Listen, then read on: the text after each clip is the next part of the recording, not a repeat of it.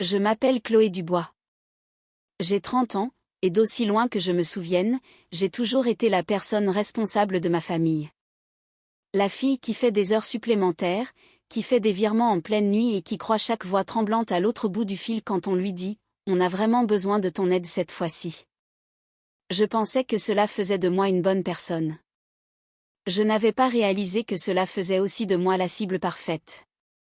La semaine dernière, alors que je mangeais seule des restes à la petite table de ma cuisine à Lyon, mon téléphone a vibré. Une notification, une vidéo de ma sœur. Pas de légende, pas d'explication, juste un clip. J'ai essuyé mes mains et j'ai appuyé dessus.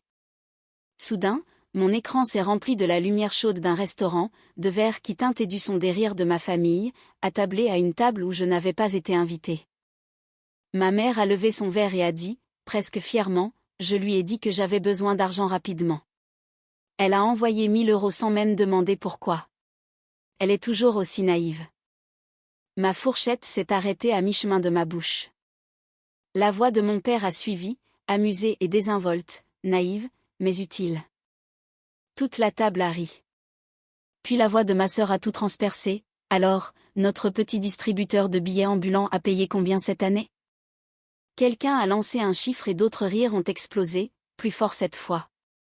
Il ne plaisantait pas seulement, il calculait. J'ai senti un froid glacial m'envahir, comme si toute la chaleur de la pièce avait été aspirée à travers l'écran de mon téléphone. Puis la vidéo a eu un bug et a disparu. Ce média a été supprimé. Elle avait réalisé qu'elle l'avait envoyé à la mauvaise personne et avait essayé de l'effacer, mais il était déjà trop laid. J'avais entendu chaque mot, vu chaque sourire en coin, et quelque chose en moi s'est brisé pour laisser place à une clarté glaciale.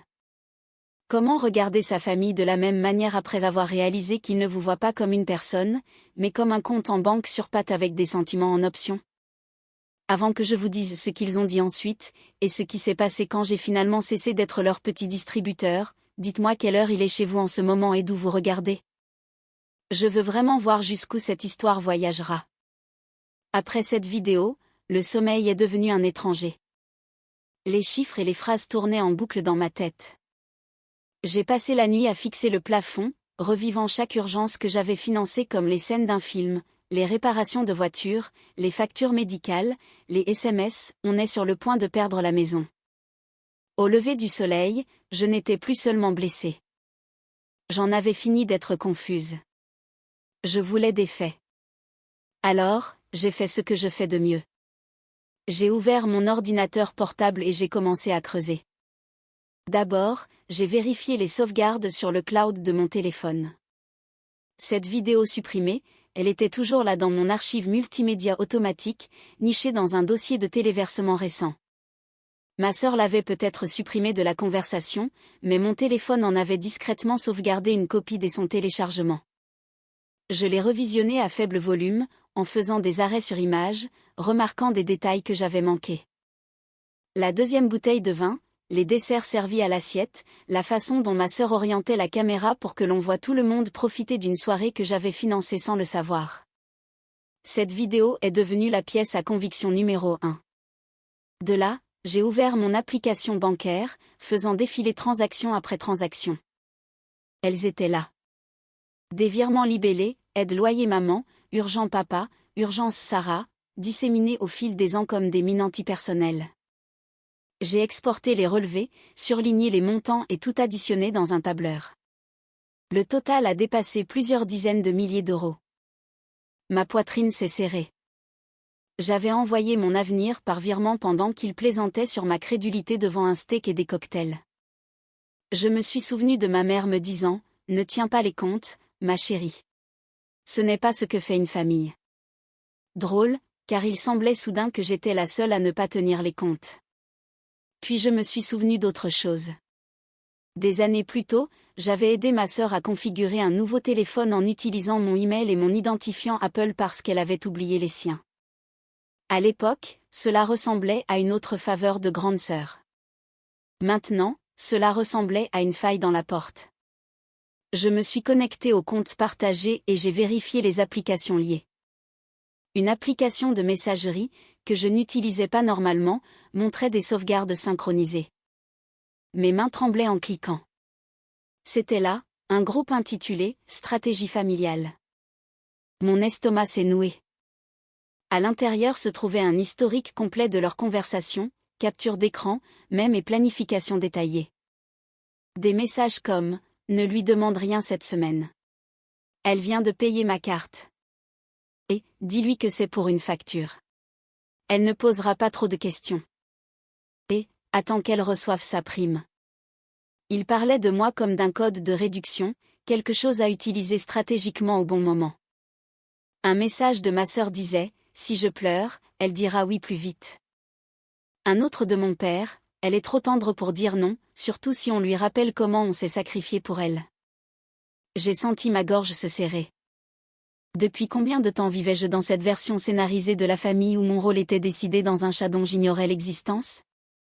J'ai pris des captures d'écran, des dizaines, le clic de ma souris mécanique. Chaque bulle de texte capturée est devenue une preuve supplémentaire. Pas seulement qu'il m'utilisait, mais que c'était planifié, répété, affiné avec le temps comme une pièce de théâtre tordue. Pour la première fois, je me suis permis de me demander, si je n'avais pas vu cette vidéo, aurais-je continué à payer, à m'excuser, à me faire toute petite chaque fois qu'il disait que je surréagissais?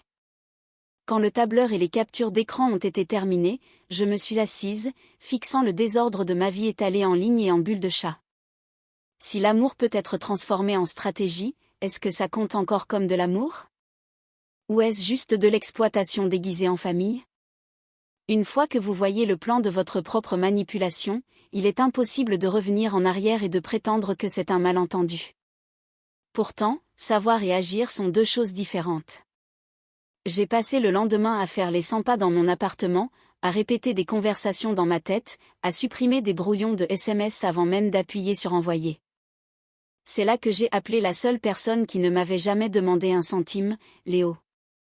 Il était mon ami depuis l'université, la personne qui m'avait vu faire des heures supplémentaires, sauter des dîners au restaurant et répondre à des appels urgents de ma famille au milieu de nos projets.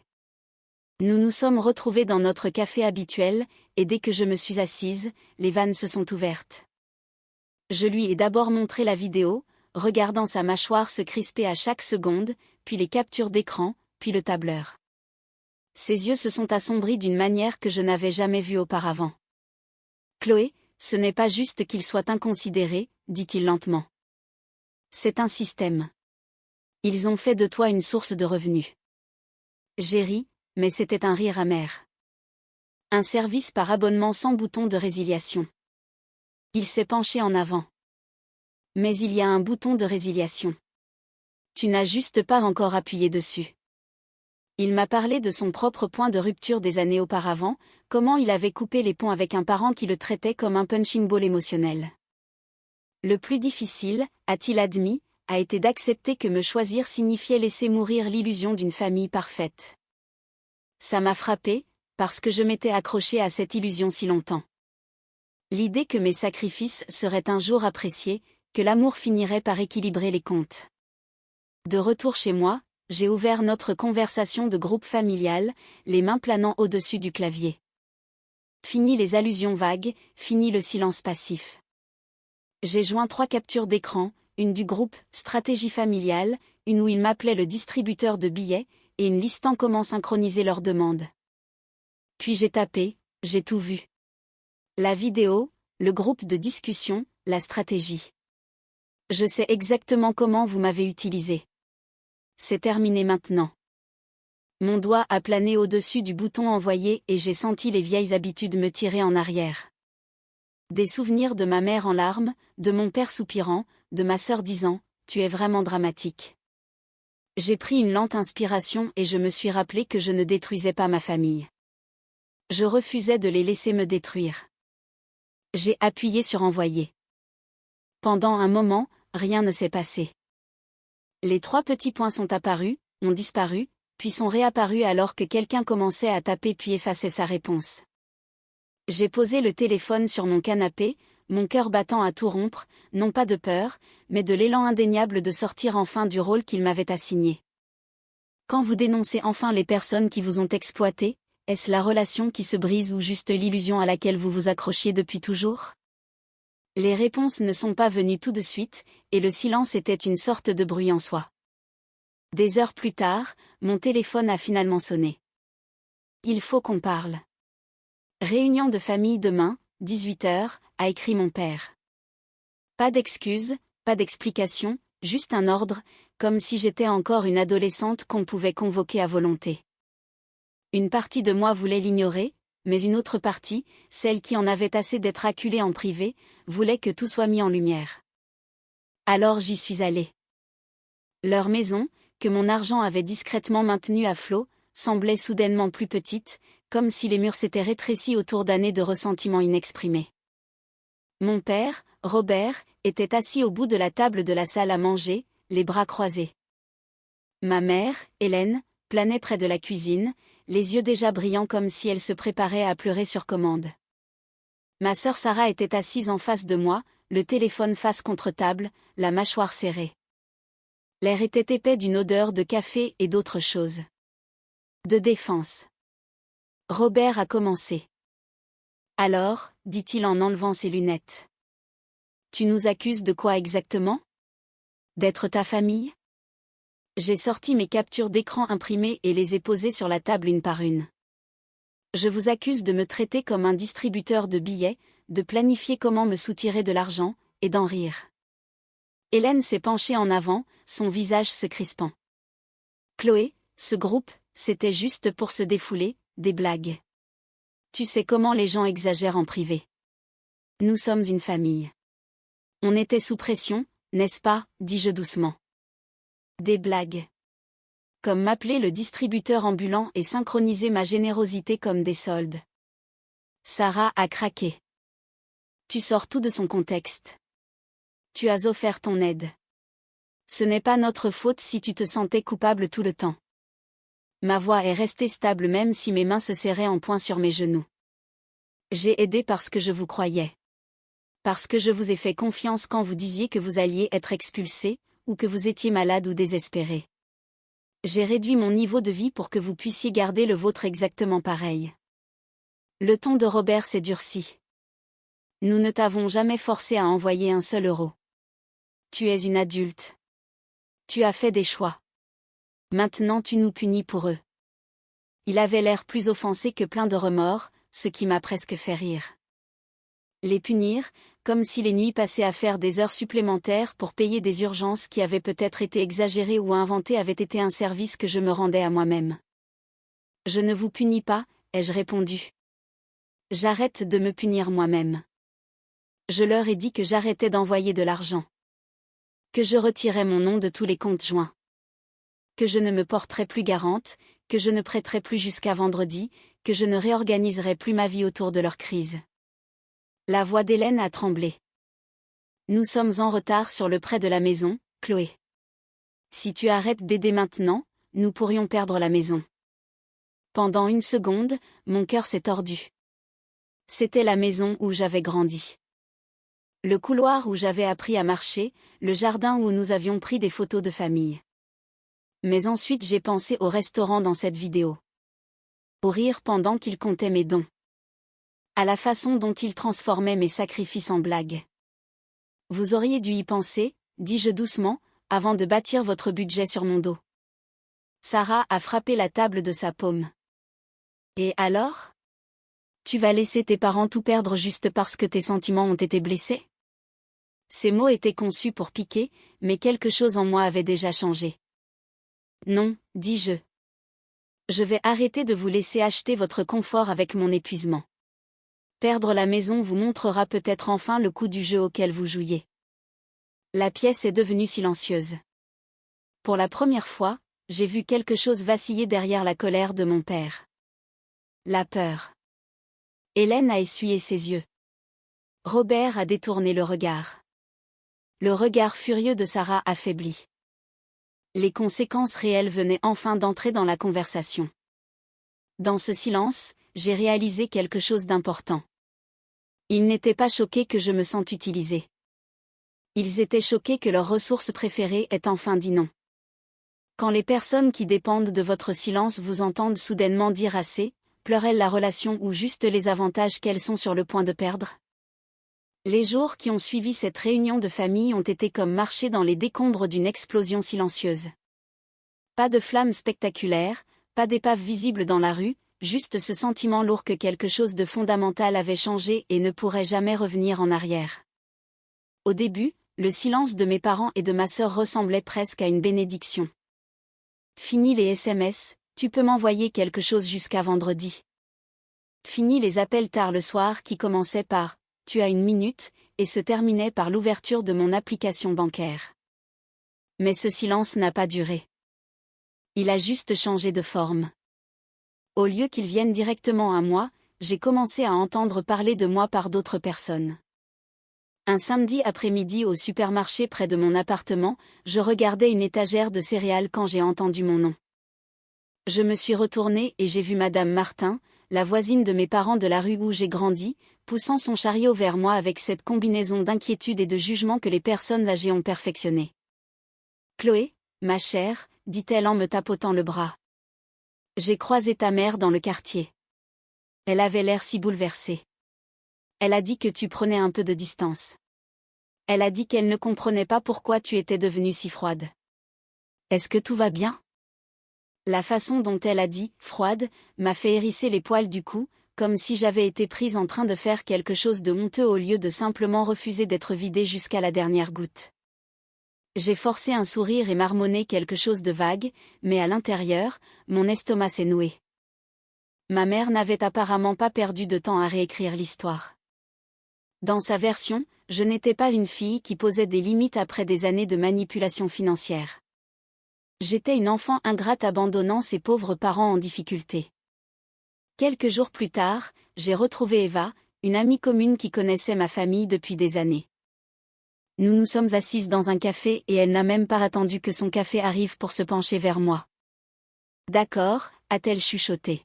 « Il faut que je te demande ce qui se passe avec ta mère. » Ma poitrine s'est serrée. Qu'est-ce qu'elle a dit? Eva a tortillé le manchon en carton de sa tasse.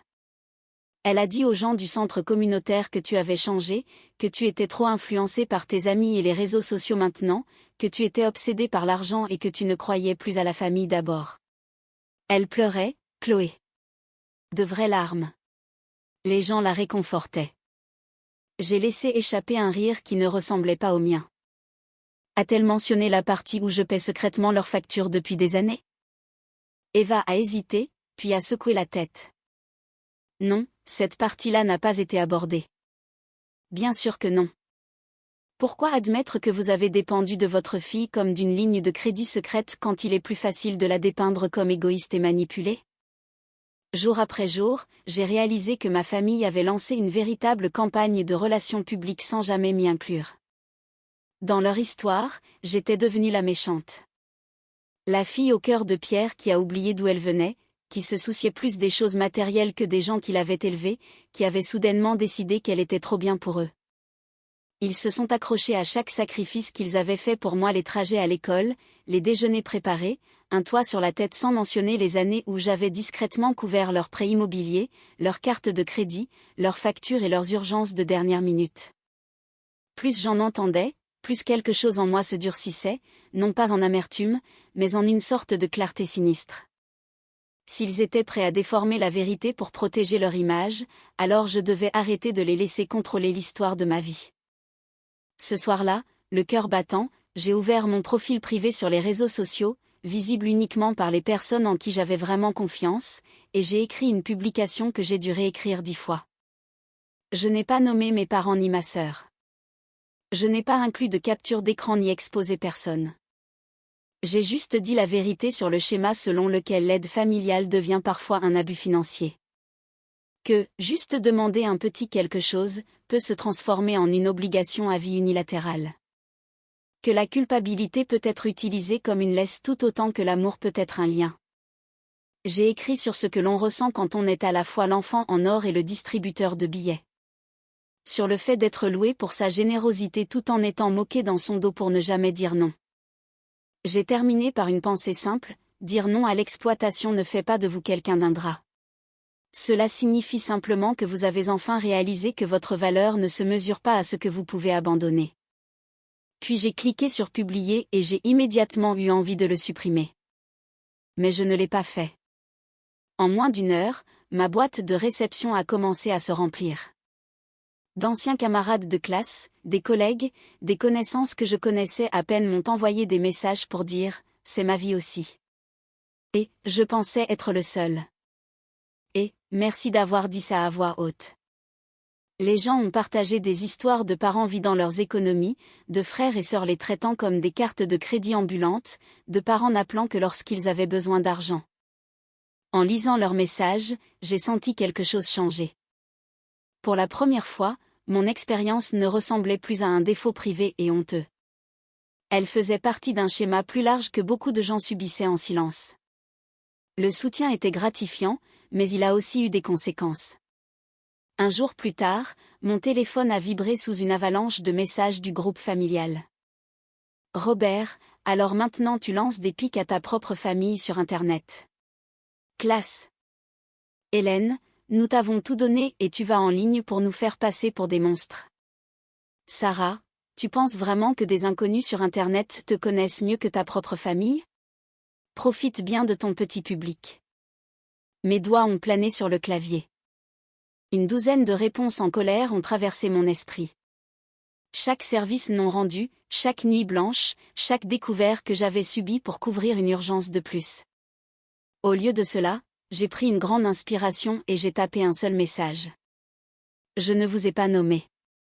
Je ne vous ai pas accusé publiquement. J'ai parlé de schémas et de ce qu'ils m'ont fait ressentir. Si vous vous reconnaissez dans cette description, le problème n'est peut-être pas ma publication. J'ai regardé les notifications, vues apparaître une par une. Personne n'a répondu. Plus tard, Eva m'a de nouveau envoyé un texto. « Ta mère avait l'air secouée aujourd'hui », a-t-elle dit. Quand les gens ont réalisé à quel point tu les avais aidés financièrement, le ton a changé. Certaines des mêmes personnes qui la réconfortaient lui demandent maintenant pourquoi ils se sont autant appuyés sur toi.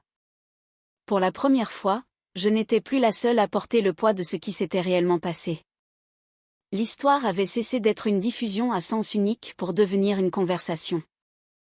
Une partie de moi se sentait coupable d'imaginer mes parents mal à l'aise face à des questions qu'ils ne s'attendaient pas à devoir affronter. Mais une autre partie, la partie épuisée et négligée de moi qui était restée silencieuse pendant des années, a ressenti quelque chose qui n'était ni tout à fait de la satisfaction, ni tout à fait de la vengeance. C'était plus proche de l'équilibre. S'ils voulaient parler de moi, alors qu'ils ressentent ce que c'est d'avoir une version de la vérité se propager parmi les gens pour qui ils jouaient la comédie. Quand vous arrêtez enfin de laisser quelqu'un d'autre contrôler le récit de votre vie, est-ce de la cruauté? Ou est-ce simplement la première fois que vous dites la vérité dans un monde qui préférait le mensonge plus joli? Après que la première vague de commérage, de culpabilisation et de messages de colère soit passée, ma vie n'est pas soudainement devenue parfaite. Elle est juste devenue plus calme. L'absence de crise constante donnait un son différent à tout. Au début, le silence semblait contre nature, comme si j'avais oublié quelque chose de crucial, comme s'il devait toujours y avoir une catastrophe imminente attendant que mon salaire la règle. Je rentrais du travail, je posais mon téléphone sur le comptoir de la cuisine et je sentais mes épaules se tendre automatiquement, me préparant à la vibration familière de « Chloé, on peut parler ?» C'est important. Mais l'écran restait noir, et jour après jour, le nœud dans ma poitrine se desserrait.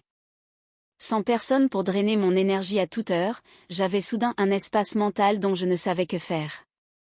Je me suis jetée dans mon travail. Mais cette fois, la motivation était différente. Je ne faisais pas d'heures supplémentaires pour combler le trou de quelqu'un d'autre. Je le faisais parce que je voulais voir à quoi ma carrière pourrait ressembler si je mettais cette même énergie en moi. Je restais tard au bureau pour affiner une présentation, non pas parce que j'avais besoin d'une prime de risque pour une autre urgence, mais parce que je croyais vraiment au projet. Lorsque mon équipe a décroché un client majeur grâce à une campagne que j'avais conçue, mon patron m'a appelé dans son bureau, a souri et a dit « Vous vous êtes vraiment dépassé. Nous aimerions vous promouvoir au poste de directrice de clientèle. » L'augmentation qui l'accompagnait m'a donné l'impression que l'univers m'offrait une page blanche. Pour la première fois, l'argent supplémentaire sur mon compte n'était pas déjà mentalement réservé. Il était à moi, lié à mon effort, pas promis d'avance pour couvrir la facture en retard de quelqu'un d'autre. J'ai testé les limites de cette liberté avec prudence au début. J'ai remplacé mon vieux matelas qui grinçait. J'ai acheté de vraies provisions au lieu de vivre de plats surgelés. J'ai changé mes baskets usées. Puis j'ai fait quelque chose que j'avais reporté pendant des années. J'ai réservé un week-end sur la côte, juste pour moi. Sans excuse, sans raison pratique autre que l'envie de m'asseoir au bord de l'océan et de me souvenir de ce que c'était d'avoir du temps qui n'appartenait qu'à moi. Personne ne m'a culpabilisé pour que j'annule. Personne n'a appelé en plein milieu du voyage avec une crise fabriquée. Le seul drame était de savoir si je voulais des crêpes ou des gaufres pour le petit déjeuner. C'était à la fois étrange et juste. Finalement, j'ai franchi une autre étape que j'avais longtemps évitée. La thérapie. Je m'étais toujours dit que c'était trop cher ou trop indulgent, même en envoyant des centaines d'euros d'un simple clic coupable. Assise en face d'une thérapeute dans un bureau doucement éclairé, j'ai enfin commencé à déballer tout ce que j'avais avalé pendant des années. Elle n'a pas sourcillé quand j'ai décrit la vidéo, le groupe de discussion, la façon dont mes parents qualifiaient mes limites de trahison. Au lieu de cela, elle m'a doucement poussé à regarder plus profondément. À un moment donné, dit-elle, vous avez appris que votre valeur dans votre famille venait de ce que vous pouviez fournir, argent, temps, travail émotionnel.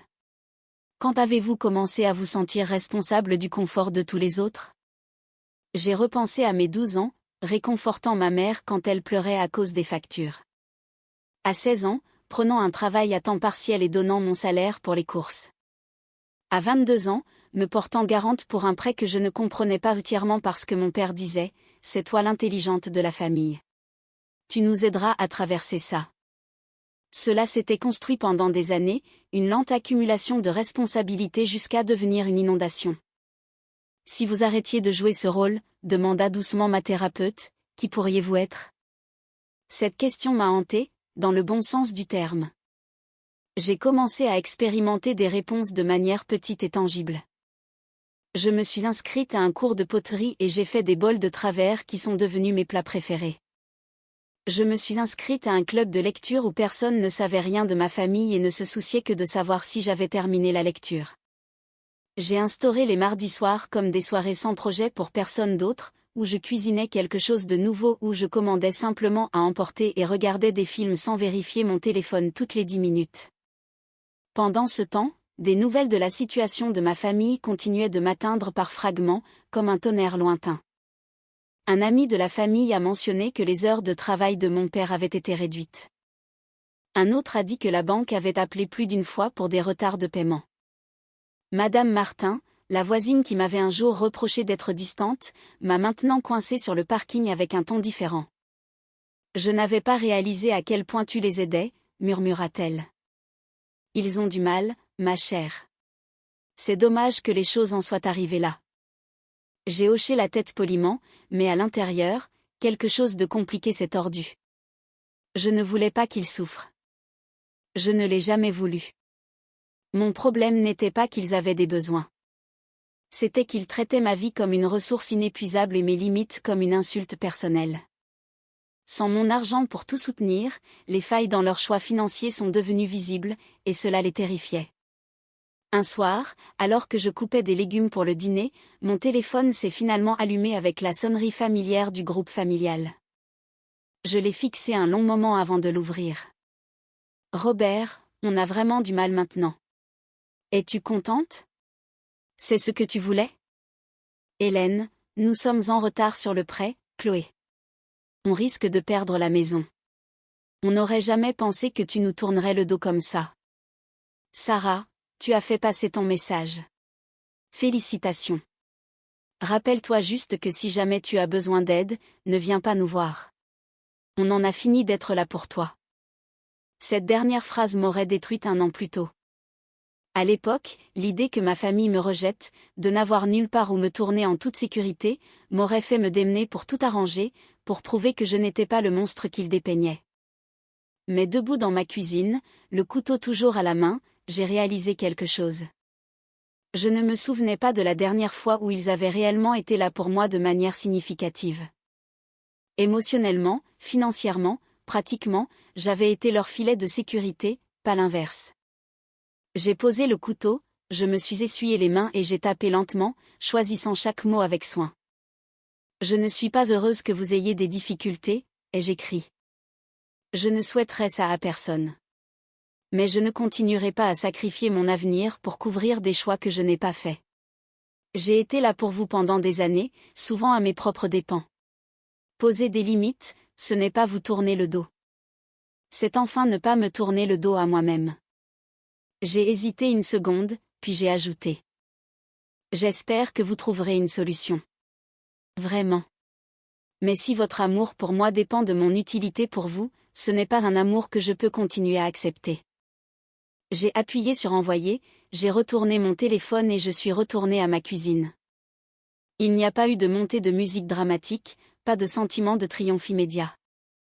Juste la satisfaction tranquille de préparer le dîner dans une maison que je payais, dans une vie que j'avais enfin le droit de prioriser. Plus tard, à mon cours de poterie, alors que je pressais mes pouces dans l'argile fraîche et que je regardais un morceau informe devenir lentement quelque chose de fonctionnel, j'ai réalisé que c'était ce que je faisais de ma vie ces derniers mois. Remodeler quelque chose qui avait toujours été là mais qui n'avait jamais eu le droit de prendre forme. C'était encore en désordre, encore en cours de réalisation. Mais pour la première fois, la forme m'appartenait. Si la seule version de la famille qui vous est offerte est celle où votre valeur se mesure à ce que vous pouvez donner, est-ce que s'éloigner de ce rôle est vraiment un abandon? Ou est-ce le premier véritable acte de respect de soi que vous ayez jamais posé? Les mois ont passé. Les saisons ont changé à Lyon. La pluie a laissé place à une pâle lumière du soleil, puis est revenue. J'ai construit de petits rituels qui n'avaient rien à voir avec les exigences de qui que ce soit d'autre. Les dimanches matins avec un café et un livre.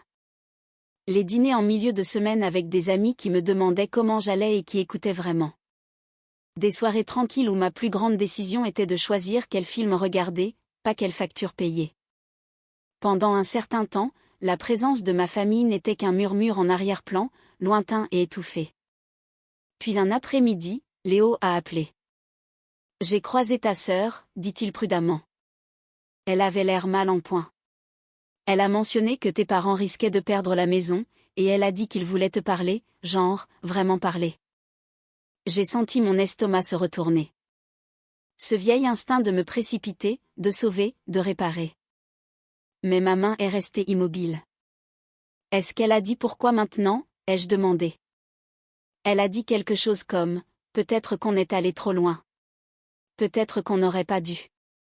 Tu sais, elle n'a pas dit le mot utilisé, mais c'était proche, a-t-il répondu. Une semaine plus tard, j'ai reçu le message. Chloé, est-ce qu'on peut se voir? Juste nous, s'il te plaît. Maman. Contre l'avis de la partie la plus épuisée de mon âme, j'ai accepté. Territoire neutre, un café, en journée. Je suis entrée et je les ai repérés à une table dans un coin. Robert avait l'air plus petit, en quelque sorte. Les épaules affaissées. Les yeux d'Hélène étaient cernés. La vivacité habituelle de Sarah était émoussée par quelque chose comme de la fatigue. Pendant un instant, je ne les ai pas vus comme les méchants de mon histoire, mais comme des humains imparfaits confrontés aux conséquences de leurs propres choix. « Tu as l'air en forme », dit doucement Hélène en m'asseyant. « En meilleure santé. » Cela sonnait presque comme une accusation. « Je prends soin de moi », ai-je répondu.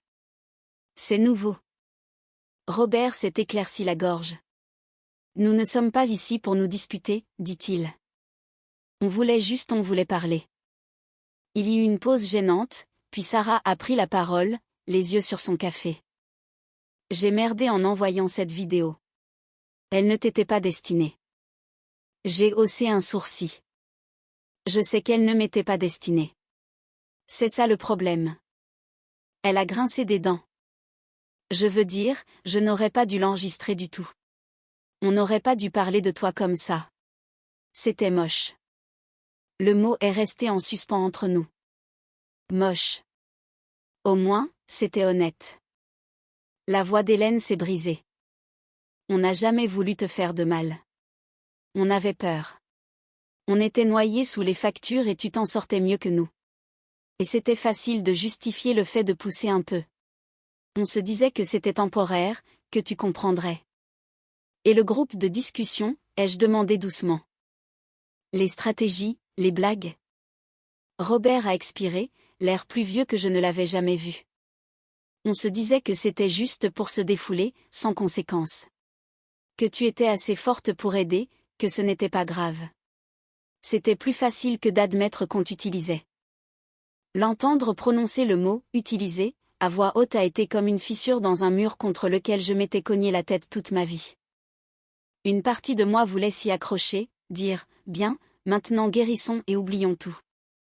Une autre partie, celle qui avait compté chaque euro et pleuré seule après chaque appel téléphonique culpabilisant, m'a maintenue sur ma chaise. « Alors, qu'est-ce que vous voulez ?» ai-je demandé. Honnêtement ? Les yeux d'Hélène se sont remplis de larmes. « On veut ton aide, dit-elle. La banque nous met la pression pour la maison. On est en retard sur tout. On pensait qu'on pourrait peut-être recommencer à zéro, en tant que famille. Si tu pouvais juste nous aider à traverser cette dernière épreuve. » Le voilà. Le vieux scénario habillé de mots nouveaux. Juste cette fois-ci. Recommencer en tant que famille. Ma poitrine me faisait mal, mais pas comme avant. Ce n'était pas la douleur d'être prise au dépourvu. C'était la douleur de reconnaître un schéma et de savoir que j'avais le choix. Je suis contente que vous admettiez enfin ce que vous avez fait, dis-je lentement. C'est important. Mais vous ne demandez pas seulement le pardon. Vous me demandez de reprendre le même rôle qui m'a brisé. Ce ne sera pas comme avant, insista Robert. On a appris notre leçon. Vraiment, ai-je demandé. Parce que la première chose que vous avez faite après avoir admis que vous m'aviez utilisé, c'est de demander plus. Si vous aviez vraiment compris, la première étape ne serait-elle pas de trouver comment vous débrouiller seul ? Le silence s'est installé autour de nous. Sarah m'a regardé. Quelque chose comme du désespoir dans ses yeux. Alors, tu vas juste nous laisser nous débrouiller seuls avec ça ? J'ai pensé à toutes les fois où j'avais géré mes propres problèmes seul pendant qu'ils riaient lors de dîners que j'avais financés sans le savoir. J'ai pensé aux nuits où j'étais restée tard au travail, aux voyages que j'avais annulés, aux séances de thérapie où j'avais démêlé la culpabilité de l'amour. J'ai pensé à la version de moi-même qui aurait dit oui avant même que la phrase ne soit terminée. Je ne vous abandonne pas, dis-je doucement. Je ne me sacrifie juste plus pour vous. Je pourrais peut-être vous pardonner un jour, mais le pardon n'est pas accompagné d'un chèque. Les larmes d'Hélène ont finalement coulé. Robert a détourné le regard. Sarah s'est affalée sur sa chaise, déglutissant difficilement. J'ai senti mes propres yeux me piquer, mais je n'ai pas bougé pour les réconforter. Cela avait toujours été mon instinct, apaiser, arrondir les angles, m'assurer que tout le monde allait bien, même quand je me vidais de mon sang. Pas cette fois. J'espère que vous trouverez une solution, ai-je ajouté. Je le pense vraiment. Mais si la seule façon pour nous d'être une famille est que je sois votre filet de sécurité, alors peut-être devons-nous redéfinir ce que signifie la famille. Je me suis levée, mes mains stables pour une fois. Pas de tremblement, pas de doute. En sortant du café, l'air lyonnais a frappé mon visage, frais et humide. C'était comme entrer dans une nouvelle vie, même si rien de visible n'avait changé. Des mois plus tard, dans un petit appartement rempli de plantes, de poteries à moitié finies et de photos avec des amis qui m'ont choisi pour moi, pas pour ce que je pouvais leur donner, j'ai reçu un court texto d'un numéro inconnu. On a vendu la maison. On déménage dans un endroit plus petit. Je fais des heures en plus au travail. Sarah prend des gardes. On s'en sort. Je sais que tu ne nous dois rien, je voulais juste que tu saches qu'on se débrouille enfin seul. Papa.